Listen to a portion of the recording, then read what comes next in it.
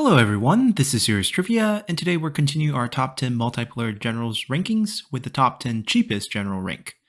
Yesterday we looked at the 10 most expensive generals in multiplayer, and today we're going to be doing the same thing with the 10 cheapest generals, starting with Drugal, who happens to be the cheapest general at only 600 army fund cost. So starting with Drugal here, we have to first note that he is a strategist, and for the majority of this top 10 list, most of them are strategists, so there's going to be a lot of shared stats. They're going to have the Celestial Sword, it'll do 1.7k, 300 armor piercing. All strategists have half attack speed, so we're looking at 15 melee attack rate, and on large unit size, we're going to have 20k health for most of the characters. There's going to be a few exceptions, and we'll make note of that. And the defensive stats are going to be terrible. Armor is going to be low, evasion is going to be low. We don't really recruit strategists for the purpose of fighting, so that's really something we just need to note. Drugal has 42 morale, it's on the low end. And if we look at his unique skills, which is really where we can separate some of these strategists, he has two unique skills, Sight of the Dragon and Way of the Wind. Sight of the Dragon is an active buff that will give you 3 minutes of foresight. Basically, complete vision control over the battlefield. Unfortunately, it's an active buff that can only be used once and only lasts 3 minutes, so after that, the enemy can go back to stock if they have it. But at least you can know what you're facing off against at the start of battle and prepare for it. It's not a very good skill considering how most of the other Foresight characters have it as a passive buff that's always on, so that is a shortcoming. Then with the Wind, it's an infinite range 60-second range damage boost of 50% for all your units. In the single player campaign, this is quite powerful because you could have an army focused on range. In multiplayer, since range units are typically weaker, especially on open field maps, this is going to have limited impact on the battle itself. And because of the long cooldown, you can only activate this once every 3 minutes, so it's not very useful. Then finally, we kept the basic strategist skill of Stifling Deluge. Now this is a good one because it helps you shut down enemy abilities nearby, so that is one thing we kept, but unfortunately because of our two other unique abilities, we don't have Wisdom of the River, which is a pretty crucial skill for strategists.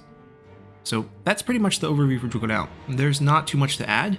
In terms of unit recruitment, he has the standard strategist recruitment and bill-based unique units, which is the E-Archers and E-Marksmen. E-Archers are priced the same as heavy crossbowmen. They do pretty much what our archer does, except they can fire while moving and they use a slightly better bow, so the bow quality is higher, 40-10. It's slightly lower than Onyx Dragons, but higher than archers is how you gotta think about it.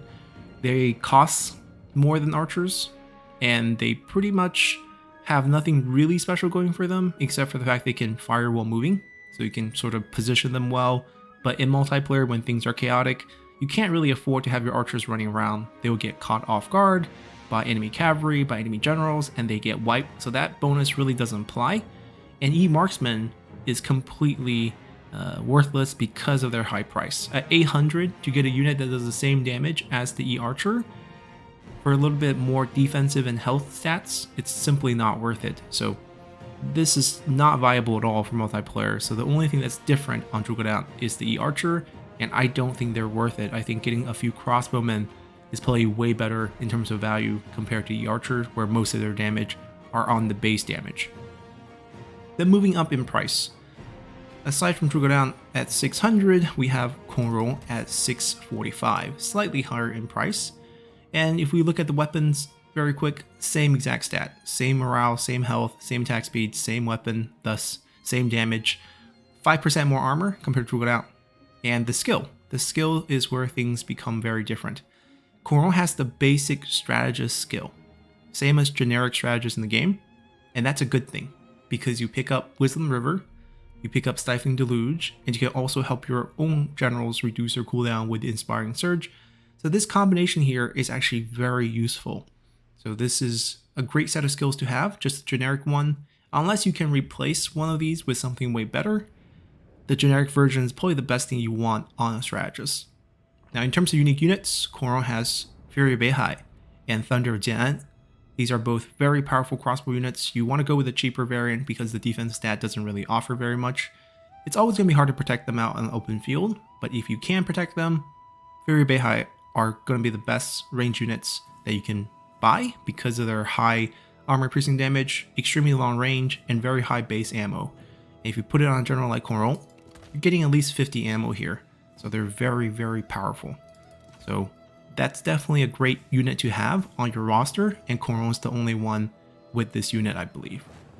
And the same price, or actually I think we're moving up a little bit. Yep, we're moving up a little bit. 675. There's actually quite a few generals at 675, but we can start with Guojia here. Same weapon stat, same morale, no difference here. Back to the same armor as Drugal, a little bit lower.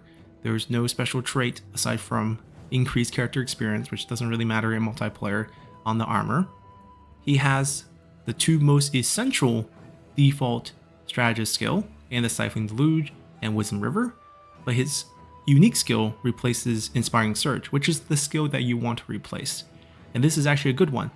Foresight, passive buff of infinite time, infinite duration for the 5000 range force spotting. And this is just the better version of what Drugal has, because this never turns off and it lasts forever. So this is excellent. And on top of that, Guojia gets Cao Cao's units. So we have all the Qingzhou units available, we have all the northern units available, we have the Tiger and Leopards available, we have the Tiger Cubs available. He just has a lot more option as a general compared to everyone else so far. So that's another plus for Guojia. And then also this price level, we have Tao Qian, who's a free LC character. He has the exact same skills as a generic strategist. So the same setup as Coron. In terms of unique units, we have the Territorial Spearman and the Territorial Archer. Both terrible choices in my opinion. Basically, they're more premium versions of the militia unit. And why would you want to pay for that, basically, if you want to think about it? If you're on the defending side, you get a little bit more stats. Now, granted, the Territorial Archers will replace sort of the Archer units, but for 150 more, just doesn't make sense.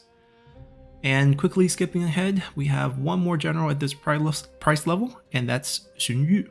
Now, he was added into the game, I believe, in one of the earlier DLCs, just as sort of a added character. Therefore, his pricing got adjusted in multiplayer. A lot of DLC characters you see will have a very standard pricing in multiplayer because the developer just simply stopped balancing the pricing. So like if you look at these, default price 500, 1500 right here, 500, and basically if you're a DLC character, you have a standardized price with all your other DLC characters. So in a sense, DLC strategists are really overpriced compared to the base game variant, which is why almost everyone on this list are base game strategists. Xun Yu not being one of them, because he did get art added in on one of the really early patches, but they did adjust his price in multiplayer, so he's actually going to only cost 675. And looking at his tree here, he has a few differences. Skills are the same, but he has a different sword. So Sovereign of the Blade, this is the standard Sentinel weapon. It doesn't do more damage, unfortunately. Basically, you lost about 300, or actually 600 base damage, but you shifted that damage over to armor piercing by adding about 300 armor piercing damage. So I think it's about even, right? If you're fighting a 50% armor enemy, that's a pretty average amount. Half of your 600 loss went to 300 increase on armor piercing. You're coming out about even. Same morale, so pretty much the same setup. Generic skill tree, Cao Cao's roster. So those are all good things. Now, the extra 18 expertise didn't really add that much evasion, so that didn't really help us here either. But overall, just think of it as the same setup. It's just kind of weird that he's using a different weapon. And then moving on, we have Pondhome. 750, there's a price jump here, but very worth it, as his unique skill, which replaces Wisdom River, which I understand is probably the most valuable skill you can have on strategists, but his skill is simply God tier. So from the Ashes is an active buff you can use by using up 25% of your own health to give all generals on the map, your side, it doesn't, not enemy generals, but your other 2 generals or other 5 generals, depending on if you're playing large army or not, they don't have to be close to you.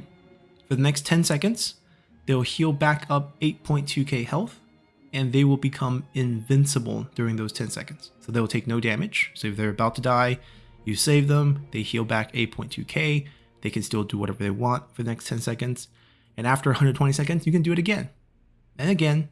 So as long as you have enough health, you can do this 3 times. If you have some sort of other healing general, let's say you have Coron, then technically you could do this forever. So Coron heals Pondhome. Pondhome uses health to heal everyone else. So there is a world where you could infinitely heal, but obviously the cooldown will be quite long. It's just a very niche campaign thing, I believe. I don't think in multiplayer it will matter that much. Now he's banned in multiplayer for my tournament because this healing is ridiculous. The invincibility is ridiculous. Your other 2 general goes fight, Pondhome stands back, hits this button, they're invincible for the next 10 seconds, and they heal back 8.2. You can at least do this 3 times. So let's say you're getting 25k health back. For Vanguard generals, that's basically double life. For champions, that's another 50% to their health. It's just unfair. So it's very, very strong. And his units, same as the base standard unit, nothing to talk about there. So basically Drugal's retinue options here. Then we have a 8 princes option in Semaine, also a 750. Now 8 princes generals are a bit weird in terms of their skills and skill tree, and thus he has a little bit of melee attack rate boost. So he's at 19 here, slight difference. And his skill trees are not going to be the standard strategist tree. He's going to get a little bit of everything. Wisdom River, good one. Temper Deflection, not so much. Earthening Rampart. So this is kind of unique. This is a standard campaign champion skill that's kind of removed from all the champions in multiplayer. So it's kind of unique that he has it. It gives all nearby units charge resistance, which is protecting them from charge bonus damage as well as the impact of mighty knockback. It's slightly useful. He has charge negation on his skill tree as well, so it's a little bit different. He has a very interesting retinue setup in that he has access to Chang units. So in this case, his Chang units are going to be quite unique. He's the only strategist that can get Chang hunters, so you get more ammo. And because he has, actually his charge negation's on him only. I wonder what skill's giving him this. This is actually curious. I thought he would be getting the same skill as the Sentinels and he can pass it on. But if he stays around his units, he at least gives them charge resistance, but no charge negation. I was thinking they will pick up charge negation as well. Oh, they do. Never mind, it was just a display error. So it is the same skill as the generic Sentinel skill that I was thinking about. It's just basically because 8 princes skill trees are a little bit different. So you end up getting cavalry units that are going to charge negate enemy charges, thus making them actually better than the Chang units you can recruit on Ma Teng, Han Sui, and Ma Chou.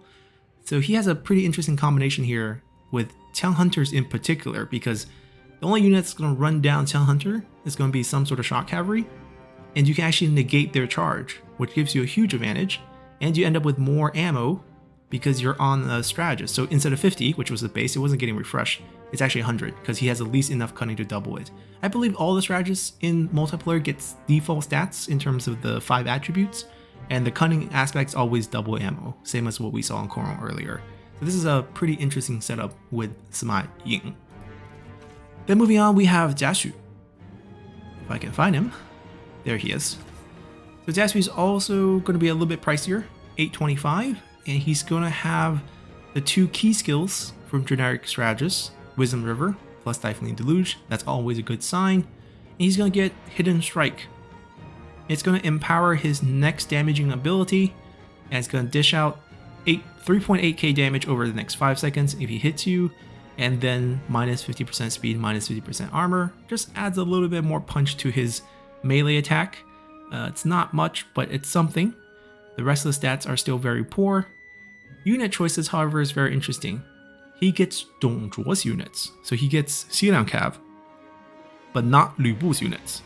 So no Camp Crusher, no Flying Riders, and it makes sense because he didn't work for Lu Bu after Dong Zhuo fell. He went on to work for Zhang Xiu. But anyways, he only gets Dong Zhuo's unit. The shame is he also ended up working for Cao Cao, but he doesn't get Cao Cao's unit here in game.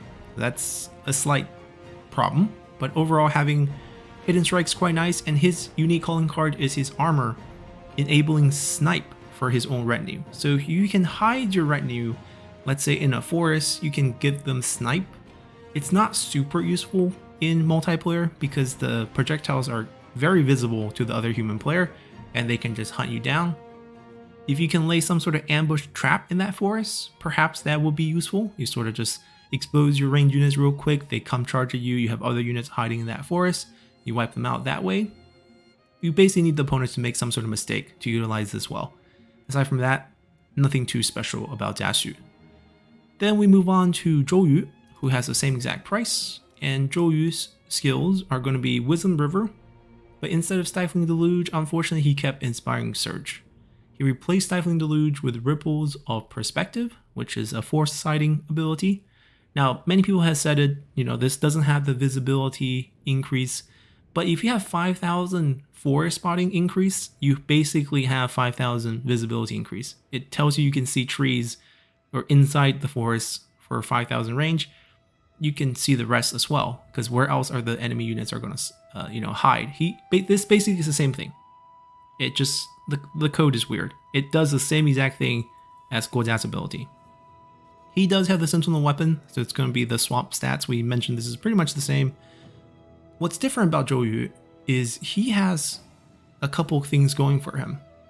Double health, so instead of 20k he has 40k, and unbreakable. And this is thanks to his armor. So he's unbreakable, double health, and more armor on the armor as well. 45 instead of all the 20s we've seen so far. So he's actually pretty combat capable. And of course he gets the Wu roster, which means he picks up Handmaid Guard and Tiger Guard as options he can recruit. And those are very powerful units for multiplayer. So that's a pretty interesting combination here on Zhou Yu. And finally we have our only non-strategist on our top 10 in terms of cheapest, and that's Liu Zhang, who only costs 1,005.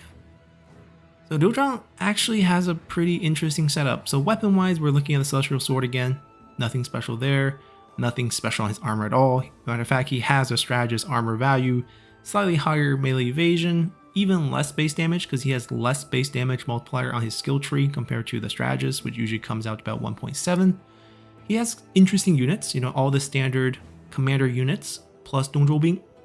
So both the spear variant as well as just the marksman variant. Those are pretty nice hybrid units here on the Dongzhou Bing defenders. Highly recommend because they do have square formation. Also pretty cheap for their price.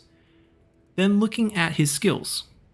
So we have the standard commander skill, Stoneborg, which increases range block chance and most importantly gives unbreakable. We also have Nature's Ally, giving nearby units speed, morale, and ignore forest penalties. But what makes Liu Zhang really unique is his ceasefire ability. So there is no conditions on using this. You apply this effect to everyone within 50 meters of you, friend or foe, and it has a very long duration immobilize on it. Not only that, you lose 33% melee attack rate, you do gain 50% damage resistant.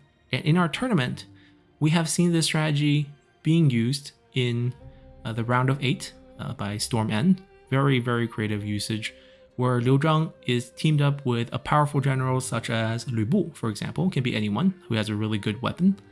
And you would just ceasefire yourself, because you will also get immobilized, with enemy generals.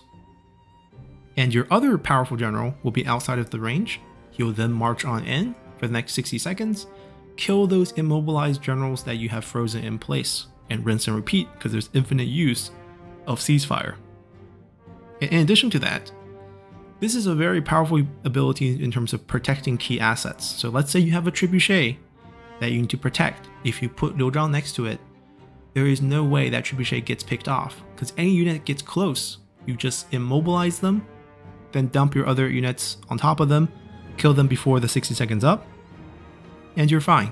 So this is a very flexible skill that can be used in many different ways. As a matter of fact, there was a scrim partner that I had of someone who was interested in a tournament that I was able to play a couple games, who used Liu Zhang in combination with the Juggernaut unit on another general, of course, and he would freeze my units so that Juggernauts can get very accurate shots on them to burn them. Like 50% damage resistance isn't going to save them from the flame jets of the Juggernaut, nor is it going to save a general from Lu Bu just whacking them. There's other options. Lu Bu isn't the only one, and probably isn't even the best one. There are a lot of good war axe weapons and mace weapon that does more damage than Lu Bu's weapon, so Liu Zhang has a lot of interesting partners that he can team up with. If you can use the ceasefire ability correctly, he's extremely powerful in multiplayer. So that's going to do it for our overview here. Let's hop back over and rank these generals. Alrighty, so now that we have seen the overview for these 10 generals, let's rank them in a top 10 format. Starting with number 10, we have Drugal. So despite his fame in history and in romance, he is not a very good general in the game, especially for multiplayer setting. His unique ability replaces some of the most essential generic strategist skills, and he doesn't have a really good unit selection. So he's going to end up here on the number 10 slot. And right above him is Tao Qian, whose only saving grace compared to Drugal is that he actually has the generic strategist skill set. His units are also very poor, but just because he has the standard Wisdom River plus Stifling Deluge, he's going to rank at number 9. Then right above him, we have Xun Yu, who fortunately have Cao Cao's unit to complement his standard skill tree, and that's really where he sets himself apart from Tao Qian.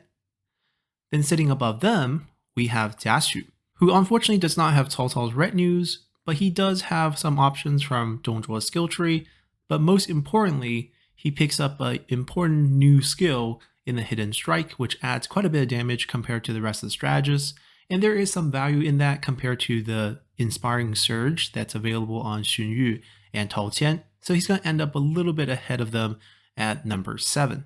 Then in the 6th slot, we have Semaine, and he ends up here not because he is particularly strong. His combination of skills is actually quite bad, but fortunately, he has a very nice retinue of tail units that he can use, and because of his unique skill tree in the 8 Princes with Charged Negation and Earthen Rampart, he has a very interesting defensive setup with his ranged cavalry. Also being the only strategist that can recruit tail hunters, he can give them double ammo at 100 ammo, which is simply insane.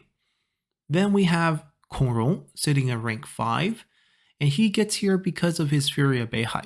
There's nothing interesting about his skill tree, the standard tree is good on him, and the Fury of Beihai, given their high range and high armor piercing damage, is going to give him the top 5 spot. Then above him, we have Guojia and Zhou Yu sitting at 4 and 3. The reason why they're here is they have decent selection of retinues with Cao Cao's unit on Guojia and Wu's unit, including the Tiger Guard and the Handmaid Guard on Zhou Yu, and both of them have foresight abilities. Guojia also has Wisdom River and Stifling Deluge, which is a bit stronger than Zhou Yu when it comes to supporting other generals, but Zhou Yu has double health and Unbreakable, so he wins out a bit there. And he can also bring some guard passive with his unit to help his other generals as well, so he doesn't really lose out to Guojia in that aspect. Then number 2, we have Liu Zhang, who will bring his ceasefire ability for some very interesting combos. He relies on the help of his other generals, but ceasefire with the immobilize is just simply very powerful if used properly. And his Dongzhuo Bing defenders are actually pretty good units in multiplayer as well, so he's going to sit at number 2. And finally, the best, cheapest general that you can recruit is actually Pondhome, because his From the Ashes ability is simply quite broken. If you put the effort in to get a healing comp aside from him, you can actually use that ability more than 3 times, and just giving double life to characters such as Lu Bu, plus at least 30 seconds of invincibility, is just way too broken. His unit selection is terrible, but because his low price, just including him in your army is a great option to have, and that's why he's actually banned in our tournament. He's the only general from this list of 10 that's actually banned, because I think From the Ashes simply has no counterplay. Since it has infinite range, it just automatically applies it to your other generals, whereas at least for ceasefire, you have to position everyone correctly. Liu Zhang has to be next to the enemy, can't be in the range of any Stifling Deluge, and you also need your other damage dealing generals to be out of that range, but close enough to come in and do damage in the next 60 seconds. So there's a lot of conditions on top of that, which is why he's strong, but not banned. So that's going to be our top 10 list for the 10 cheapest generals in Total War 3 Kingdom multiplayer. And as I mentioned before, these 10 generals are mostly from launch, with some of them being early patch additions. And the reason why they are so cheap and balanced this way is because the balance team was still working on multiplayer at the time. For a lot of the newer DLC characters, they have very standardized pricing. So basically from this entire DLC, all of them are 500 From this other DLC, all of them are 605. So there's really no balancing for strategists aside from these, which is why if you're going to pick a strategist for multiplayer, these are your best bets because they are cost efficient, whereas most of the newer strategists are going to cost a bit way too much for what they bring as an individual general. So that's going to wrap it for our top 10 list for the multiplayer generals. In the future, we might come back and do a very ambitious 94 general tier list. I'm not so certain about it right now, so no promises. But if it does happen, I'll see you guys then. And until then, bye.